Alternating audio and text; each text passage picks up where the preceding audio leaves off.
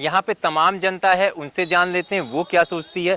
क्योंकि गोसाईगंज में 27 फरवरी को मतदान होना यूपी के 5वें चरण में, यानी कि जो मतदान होगा यूपी में गोसाईगंज विधानसभा सीट पे 27 तारीख को, आप क्या सोच के, क्योंकि युवा हैं तो आपकी सोच क्या होनी चाहिए? सोच हमारी यही होनी चाहिए, आने वाले 5 साल में मोदी सरकार की तरफ से, योगी की तरफ से एक भी वैकेंसी अब पास नहीं हुई जिससे युवा रोजगार पा सकें। तो ये अब की बार सरकार बदलेगी और यहाँ पे अभय सिंह विजयी होंगे।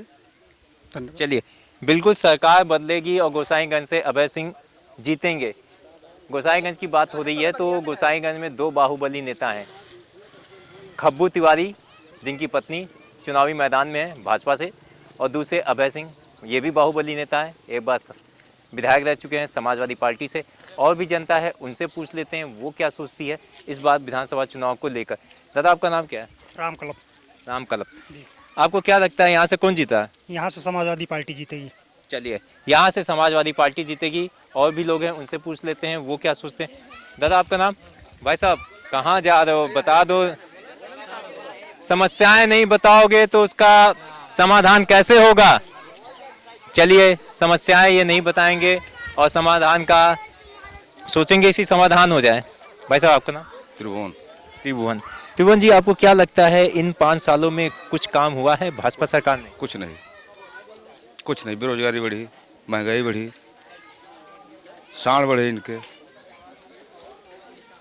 चलिए, बेरोजगारी बढ़ी, सार बढ़े, जो आवारा पशुओं की बात हो रही है, लगातार अखिलेश यादव आरोप लगा रहे हैं योगी जी पे कि आवारा, मतलब योगी की सरकार में आवारा पशु सबसे ज़्यादा हुए हैं। और भी जनता है, उनसे पूछ लेते हैं वो क्या सोचती हैं इस बार विधानसभा यहाँ पे एक दादा हैं, उनसे भी जान लेते हैं वो क्या, उनका क्या मत है, क्योंकि सबकी राय लेनी जरूरी है। दादा, आपका नाम क्या है? स्वामीनाथ यादव। स्वामीनाथ यादव। तो यादव जी, क्या साइकिल को दौड़वा रहे हैं क्या आप? भैया, हमारे यहाँ सुखे दुखे वही काम आते हैं तो उनको दौड़ाना जरूरी है। जमीनी नेता अभय सिंह हैं, उनके साथ हम सब जुड़े हैं। जमीनी नेता अभय सिंह हैं, उनके साथ आप जुड़े हैं। तो ये बताइए कि जो खब्बू तिवारी हैं, तो उन्होंने अपने कार्यकाल में कितना काम करवाया है, कुछ बताएंगे? आप घूम करके देख ले कि हमारे यहाँ जो है, हमारे पापर मऊ में कोई। दादा, हम तो घूम ही रहे हैं, हम तो देख ही रहे हैं, हम आपकी जुबानी जानना चाहते हैं। हमारे ग्राम सभा में कोई ऐसा काम नहीं कराया जो पापर मऊ के अंतर्गत उनका कोई विकासशील काम नहीं हुआ। दादा, आप बता दो, वोटिंग करोगे? अब बिल्कुल करेंगे। तो आपके ग्रामीण में कौन सी ऐसी समस्याएं हैं जिसको लेकर आप अपना प्रत्याशी चुनोगे इस बार विधानसभा चुनाव में? हम इन्हीं को लेकर के चुनेंगे। हमारे मुख्य हैं, जहाँ रहेंगे वहीं हम लोग रहेंगे। बस हमारा हमेशा ये मदद करते हैं और हमारी हमेशा ये जो कुछ करते हैं यही करते हैं। अब हम अपंग हैं, वहाँ नहीं पहुँच पाते हैं तो इन्हीं के पास पहुँचते हैं। ये मेरे कुल मिला करके हमारी यही है बगल। चलिए, कुल मिलाकर है ये, इनका साफ तौर पे मत नहीं साफ हो रहा है कि ये किसकी तरफ है, भाजपा की तरफ है कि समाजवादी पार्टी की तरफ है। ये तो आने वाला वक्त बताएगा। और भी जनता है, उनसे भी जान लेते हैं वो क्या सोचती है इस बार विधानसभा चुनाव को लेकर, क्योंकि 27 फरवरी को मतदान होना है। वो क्या सोचती है, यहाँ की जनता क्या सोचती है, उसके क्या इरादे। भाई, कहाँ से आ रहे हो? कहाँ से आ रहे हो? हैं? कहाँ से आ रहे हो भाई? युवा हो, कहाँ के रहने वाले हो? यहीं? यहीं मतलब कहाँ, कोई नाव गाँव है? अरे ये नहीं बताना दादी, आप चलिए, ये नहीं बताना चाहती हैं। और भी लोग हैं, उनसे पूछ लेते हैं। भाई साहब, आप एक बार आ जाइए, आप काफ़ी देर से हंस रहे हैं लेकिन जवाब नहीं दे रहे। भाई साहब, आपको बुला रहा हूँ, आपको ही बुला रहे हैं। आइए आइए, आप भी आइए। आपसे सॉरी, चोट तो नहीं लगी? आपका नाम क्या है? हमारा शुभ नाम है परशुराम निषाद। परशुराम निषाद। निषाद जी, ये बताइए, अभी कुछ दिन पहले एक रैली हुई थी अम्बेडकर मैदान में, लखनऊ में, जिसमें निषाद समुदाय के काफ़ी लोग गए। और ये सवाल इसलिए है क्योंकि यहाँ पे निषाद समुदाय के लोग सबसे ज़्यादा हैं, जो 2 गुटों में अब बट गए, कुछ भाजपा में, कुछ समाजवादी पार्टी में। तो ऐसा क्या लगता है कि इस बार जो लहर है भाजपा की, उसमें कितना सेंध लगा सकते हैं निषाद समुदाय वाले? पहले तो मैं आज आपको, मैं ग्राम प्रधान की हैसियत से, पूरे ग्राम सभा की हैसियत से मैं हमारे ग्राम सभा में आप आए हो, आपका स्वागत बंदन अभिनंदन है कि जो कि आप पहली बारी हमारे ग्राम सभा में किसी का यहाँ आगमन हुआ पत्रकार का। मैं आपका स्वागत करते हैं, तहे दिल से स्वागत करते हैं। रही बात कि लखनऊ में रैली की आरक्षण की, तो हम उन्हीं समाज के, उन्हीं वंशज के हैं, निषाद वंशज के। मैं राष्ट्रीय अध्यक्ष डॉक्टर संजय से मैं ये सवाल करना चाहता हूँ कि 30 महीने उनकी सरकार में वो थे। 30 महीने के बाद आज तक इसके पहले कभी आवाज़ नहीं उठाए, और जब चुनाव का समय आ गया, चुनाव आ गया, घोषणा हो गई, तब ये बार बार हम लोगों के बीच में, हमारा जहाँ बाहुल क्षेत्र है निषादों का, जहाँ निषादों की बस्ती है, या छोटी हो या बड़ी हो, वहाँ पे वो बार बार पहुँच रहे हैं, रैली कर रहे हैं कि हम तुम्हारे मसीहा हैं। हमारे मसीहा थे। अगर कोई जो निषाद समाज को आगे किया है तो डॉक्टर संजय किए थे। हम उनको जो है आरती द्वारा, हमारे गांव के पूरे लोग जो खड़े यहाँ आसपास के खड़े हैं, सब लोग उनको जो है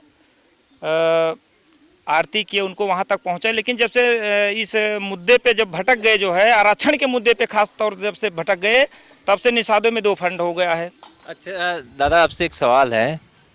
आरक्षण क्यों चाहिए? मैं एक सवाल ये करना चाहता हूँ कि जब 10% आरक्षण अभी 15 दिन में लोकसभा विधानसभा में पास हो गया, और हम लोग आरक्षण की मांग कर रहे हैं, तो हमको क्यों नहीं मिल रहा आरक्षण? मेरा सवाल था, भटक गए सवाल से। मेरा आरक्षण आप लोगों को क्यों चाहिए? आप आरक्षण के पीछे आप लोग क्यों पड़े हैं? हम आरक्षण के पीछे इसलिए पड़े हैं कि ताकि हमारे लड़के बच्चे या समाज के जो भी लड़के पढ़े लिखे हो, आरक्षण जब नहीं रहेगा, अगर आरक्षण नहीं रहेगा तो हम आगे बढ़ नहीं पाएंगे। क्योंकि आरक्षण के ही नीति से आज जो इतिहास बना है, संविधान बना है, आरक्षण की ही देन है जो आज संविधान बना है। इसलिए हम आरक्षण की मांग करते हैं कि आरक्षण, हमारी भागीदारी हो आरक्षण में। चलिए, आरक्षण के माध्यम से भागीदारी चाहती हैं और भी जनता है, उनसे पूछ लेते। भाई साहब, आप आ जाओ। आप पीछे खड़े थे और आप कैमरे से भाग रहे हो। नहीं, क्यों, कुछ बोलने? कैमरे से क्यों भागेंगे? अच्छा, कैमरे से नहीं भागेंगे। चलिए, थोड़ी है जो कैमरे से भागेंगे भैया। बहुत सही, बहुत उम्दा जवाब दिया। चोर नहीं है। तो आपकी नजर में चोर कौन है? आपकी नजर में चोर कौन है? नहीं, अब चोर तो हमको कोई नहीं दिख रहा है यहाँ पे। आप जो पूछ रहे हैं आप कि कैमरे से भाग रहे हैं, तो चोर ही तो भागते हैं नजर से। चलिए, मेरा सवाल भी बता दिए। 2 पार्टियां हैं, समाजवादी पार्टी, भाजपा, जिनके बीच में कांटे की टक्कर देखी जा रही है। इन दोनों में चोर कौन है? इन दोनों में चोर कौन है? हम तो इसको नहीं बता पाएंगे कौन चोर है, लेकिन हम जो है समाजवादी पार्टी के समर्थक हैं, समाजवादी को वोट करेंगे। अच्छा, ये समाजवादी पार्टी के समर्थक हैं। चोर वाले सवाल पर इन्होंने जवाब नहीं दिया। अगर भ्रष्टाचार की बात करें, भ्रष्टाचार के मुद्दे भी बात कर लेते। कुछ और भी जनता है, उनसे भी जान लेते, उनकी राय ले लेते हैं, वो क्या सोचते हैं इस बार विधानसभा चुनाव को लेकर। क्योंकि जो विकास का मुद्दा है, अखिलेश यादव लगातार योगी सरकार पे निशाना साध रहे हैं कि उनके शासनकाल में विकास नहीं हुआ है, गुंडाई बढ़ी है। वहीं योगी सरकार लगातार दावा कर रही है कि उन्होंने गुंडा मुक्त प्रदेश बनाया है। तो उस पर सवाल कर लेते हैं। भाई साहब, आपका नाम? मेरा नाम ओम प्रकाश मिश्रा है। मिश्रा जी, अभी यहाँ पे कुछ लोग बोल रहे थे, बात हो रही थी, एक तो आरक्षण की हो रही थी, दूसरी बात यह है कि अखिलेश यादव लगातार आरोप लगा रहे हैं योगी सरकार पे कि उनके राज में गुंडाई बढ़ी है। जबकि ऐसा है, मैं गरीब तबके का आदमी हूँ। मुझे ऊंची राजनीति से कोई मतलब नहीं है। मुझे यहाँ के स्थानीय नेता से मतलब है जो 24 घंटा मेरी सेवा कर सके, मुझको सुविधा दे सके। ऐसे नेता से मुझे ज़रूरत है।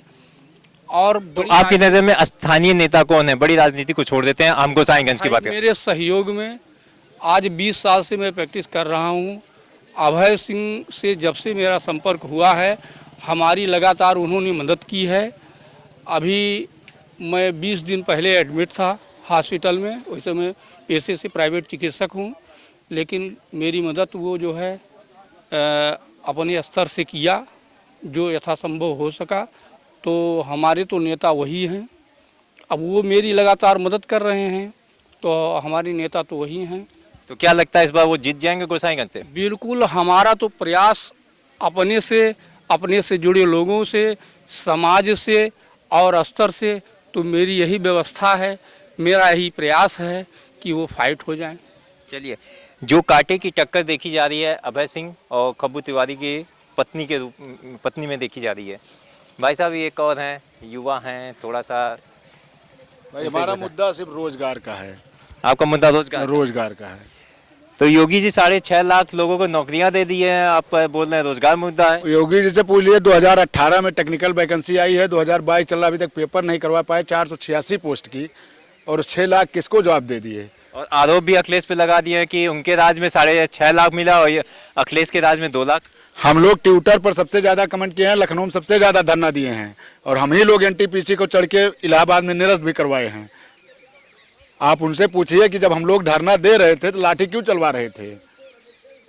जबरदस्ती और झूठ बोल रहे हैं सिर्फ कि नहीं हम 6 लाख रोजगार दिए। एक लिखित रोजगार दिखा दें कि हम लिखित दिए हैं रोजगार। चलिए, बिल्कुल कागजों में रोजगार मिला है, युवाओं का कहना है। तो आप को क्या लगता है इस बार गोसाईगंज से कौन जीता है? अब माननीय अभय सिंह जी यहाँ के विधायक बने हैं, पूर्व में वो 50,000 वोटों जीते थे, और इस बार भविष्य में भी वो जीतेंगे बहुमत के साथ यहाँ से। चलिए, अभय सिंह पूर्ण बहुमत के साथ जीतेंगे, क्योंकि 2012 में भी अभय सिंह यहाँ से विधायक रह चुके हैं।